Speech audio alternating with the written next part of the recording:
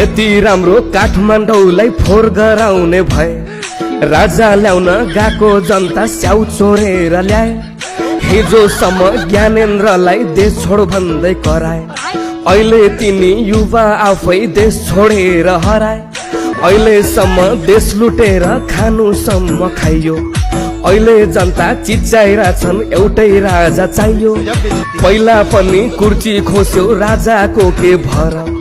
मान्छे चेन्ज गर्दा विकास हुन्छ भन्ने छ र ए आमा ल्याम भन्छन् राजा बियर चोर्ने जनताले केपी बाको निन्द्रा खराब गरिदिए नेपालका जनताले जनतालाई भड्काउँदै हिँड्छन् दुर्गा परसाई दाजैले दुर्गा परसाई दाजैले